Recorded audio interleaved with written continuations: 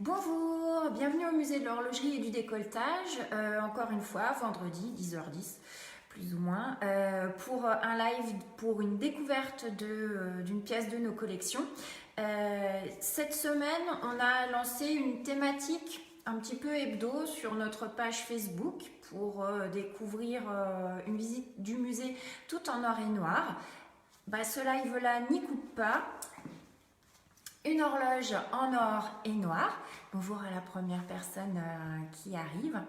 Et aujourd'hui, je vais donc vous présenter une pendule en pente. Alors, je vais juste essayer de la remettre comme il faut dans le cadre que vous la voyez bien.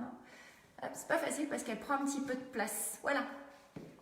Et donc, pendule en pente. Pendule qui fait partie de la famille des horloges mystérieuses, famille d'horloges qui interroge toujours, la question étant comment ça marche.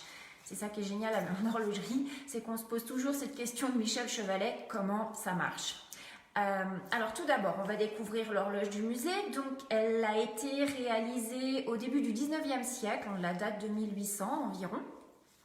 Et elle est composée de deux éléments. Premier élément, juste ici, je suis assez douée pour la météo maintenant, vous avez vu, un cylindre où se trouve le mouvement horloger, donc la boîte de l'horloge. Et deuxième chose, ici, un plan incliné.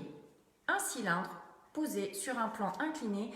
Et là, vous êtes en train de vous dire comment elle fait pour tenir en équilibre. Eh bien, sachez déjà que c'est une mauvaise descendeuse puisque la demoiselle met 5 jours pour faire une piste noire. Donc, c'est que quelque part, il y a un frein, effectivement. Donc, comment tient-elle en équilibre? C'est une question auquel on va s'attacher de répondre. Question où on oublierait presque la cruciale.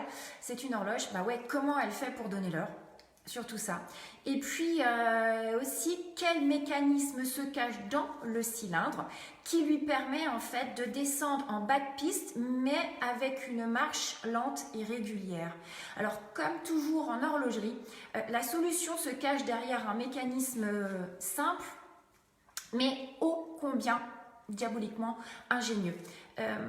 Et dans les pendules mystérieuses, comme c'est le cas ici, il faut savoir que les modifications du système sont toujours très bien cachées, tellement bien cachées que pour connaître le secret, il faut les démonter, chose à laquelle je vais m'atteler ce matin. Non, c'est pas vrai, je n'ai pas le droit de les démonter. Mais par contre, j'ai prévu un petit truc pour que vous puissiez voir à l'intérieur. Elle a déjà été démontée, mais par un vrai horloger, pas par moi. Avant de vous montrer le système qui se cache à l'intérieur, juste une petite question. De quel esprit ingénieux cette idée de pendule en pente a-t-elle sortie? Alors sachez que ce système est loin d'être récent quand même. Elle date du milieu du XVIIe siècle. La première pendule de genre a été réalisée par un ingénieur français du nom de Nicolas Grolier de Servières. Nicolas Grolier de Servières n'était pas du tout horloger. Lui, il était lieutenant-colonel dans l'armée de Louis XIV. Et il était également ingénieur et il était spécialisé dans les sièges en temps de guerre et notamment dans la réalisation d'armes de siège et également de ponts flottants. Donc il va passer toute sa vie à faire une carrière militaire. Quand il va prendre sa retraite, il va s'installer dans sa ville natale, à Lyon. Et à Lyon, il va ouvrir un cabinet de curiosités qui sera très fréquenté par les personnes qui comptent à l'époque. Les politiciens, les savants, les artisans, les inventeurs. Sachez que Louis XIV lui-même, ayant entendu parler du cabinet de curiosité de Nicolas Grolier de Servières, viendra le visiter lors d'une de ses visites à Lyon. Alors, dans ce cabinet de curiosité, Nicolas Grolier de Servières n'exposait pas uniquement des horloges, il y avait également des pompes à eau, des vis d'Archimède, des engins de siège, des ponts mobiles, des fauteuils roulants. Ouais, deuxième moitié du XVIIe siècle, on s'intéresse déjà à ces systèmes. Et puis, avec tout ceci, une réalisation de 17 pendule et horloge mystérieuse. Si jamais vous voulez aller découvrir tout ça, il faut que dans Google Book, vous tapiez, alors je l'ai noté parce que je n'arrivais pas à le retenir, recueil d'ouvrages curieux de mathématiques et de mécanique ou description du cabinet de Monsieur Grolier de Servières. Voilà, je triche un peu, j'ai un prompteur juste derrière. Donc, tous ces systèmes sont expliqués et ingénieusement illustré. Il faut juste lire le vieux français il y a quand même pas mal de S dedans. Enfin, quand vous lisez, vous avez l'impression d'avoir un cheveu sur la langue au bout de 3 pages. Enfin bref, passons. Maintenant qu'on a découvert l'origine de cette pendule, ce que je vous propose, eh bien, c'est de découvrir comment ça marche. Alors, je vous ai dit que le mécanisme était bien caché et que pour pouvoir le découvrir, il fallait la démonter. À défaut de pouvoir la démonter moi-même, eh bien j'ai des photos. Donc elle a été démontée par un horloger l'année dernière. On l'a étudiée avec les collègues guides. C'est pour ça que derrière la photo, vous voyez un petit peu de foutoir et de quoi prendre de l'écriture. Ici, dans le cylindre, on a fait tomber le cadran.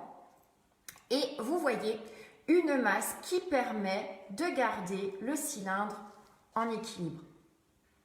Ingénieux quand même comme système. Donc en fait, les modifications de fonctionnement du mécanisme touchent ici, je vais y arriver, ici, la source d'énergie. C'est la création d'une force induite par la descente sur un plan incliné qui anime le mouvement. Voilà, c'est cette pièce-là qui va fournir le poids moteur qui va permettre de mettre en mouvement le mouvement ici même intérieur. Du coup, l'horloge, elle se remonte dans le premier sens du terme. On la prend, on la soulève une fois qu'elle est là et on la remet sur le haut du plan incliné. Alors, je ne vais pas m'arrêter juste à cette photo, on en a d'autres.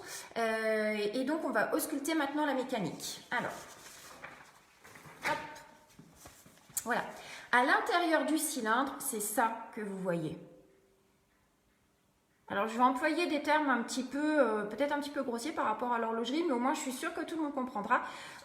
On dirait une boîte de thon. Toute simple, donc c'est du laiton, hein, on utilise toujours du laiton en horlogerie, et à l'intérieur, eh bien, vous trouvez fixé au centre une roue crantée, d'accord? Ensuite,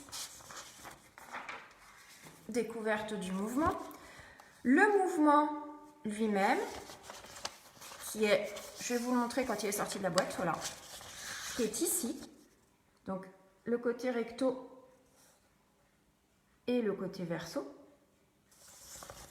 vient se loger à l'intérieur de notre boîte. Voilà. Donc vous voyez que ici la photo a été prise sur une table, sur une surface plane, donc la masse est sur le bas. Et quand on pose le cylindre, eh bien la boîte a tendance à rouler un peu à droite, un peu à gauche. Alors que si on la met sur le plan incliné, je vais reprendre ma photo. Je suis désolée, je change un peu beaucoup de photos. Eh bien, la masse vient s'appuyer sur le haut du plan incliné. Là est toute l'ingéniosité, comme je vous le disais. Donc, voilà ce que ça donne à l'intérieur. Donc, l'axe de la roue centrale fixé à son poids. Ça va donc réguler la vitesse.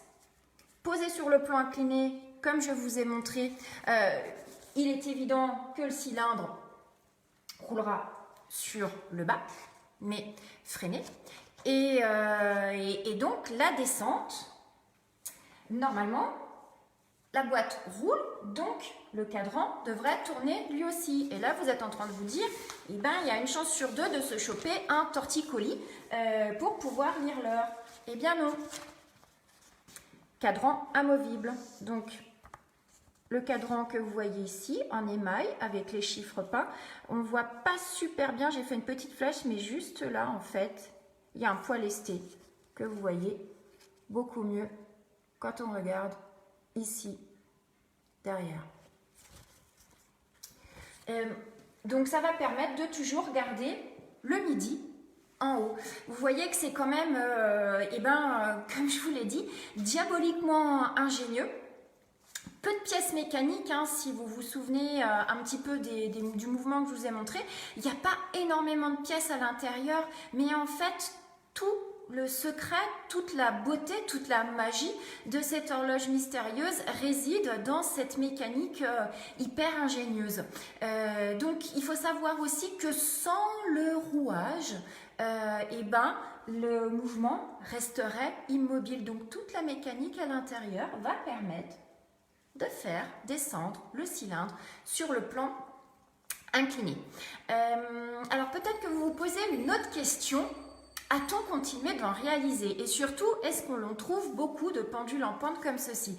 Si vous êtes un peu curieux et que vous tapez pendule en pente dans un moteur de recherche internet, figurez-vous que vous n'allez pas en trouver énormément. Hein.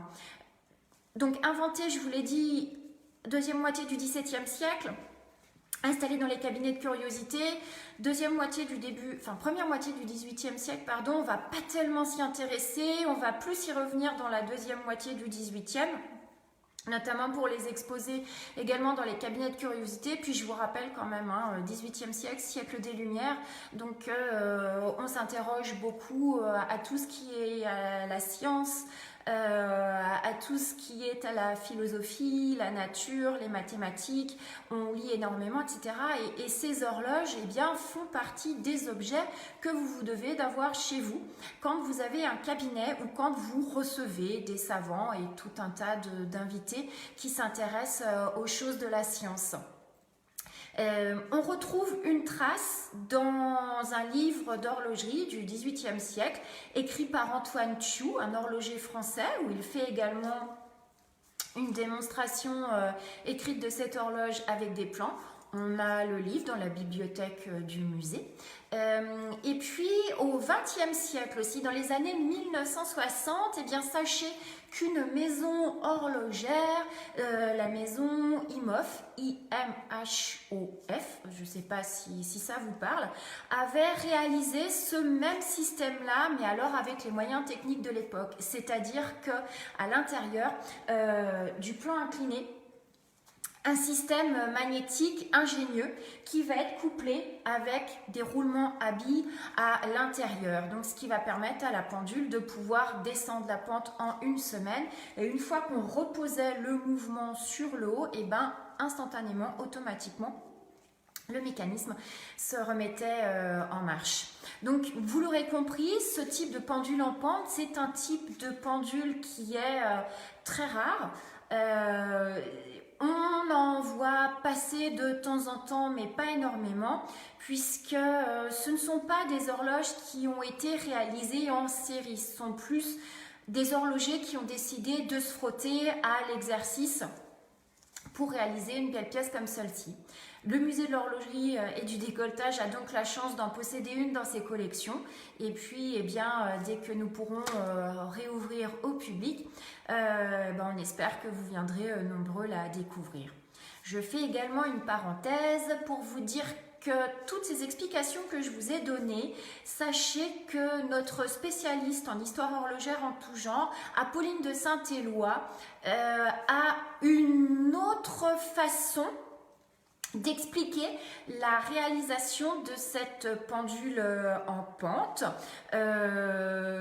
Donc je vous invite à surveiller les différentes animations organisées au musée de l'horlogerie du décolletage de Cluse. On l'invite de temps en temps et puis peut-être que vous aurez la chance de croiser ce personnage un peu haut en couleur qui vient toujours avec quelques pièces de sa collection personnelle, dont un poil de main d'un ancien élève de l'école d'horlogerie de Cluse. Voilà, donc 2 pièces sont exposées ici, elle vous explique l'histoire, etc. Vous verrez, c'est quelqu'un avec qui on ne s'embête pas. Voilà, j'en ai terminé avec le live du jour. J'espère que vous avez apprécié notre pendule en pente. Je vous dis à la semaine prochaine. Et la semaine prochaine, le live sera avancé. Il aura lieu mercredi, le 8 mai étant un jour le 8 mai, non, qu'est-ce que je dis, pas le 8 mai. Enfin bref, vendredi prochain étant férié, on est en décalage sur les présences au musée. Voilà, je vous souhaite un très bon après-midi, je vous souhaite un très bon week-end. Merci à nouveau d'avoir suivi ce live, merci d'être fidèle à ce rendez-vous. Et puis, c'est toujours un plaisir de vous faire profiter de nos petits trésors ici au musée. À très bientôt, au revoir.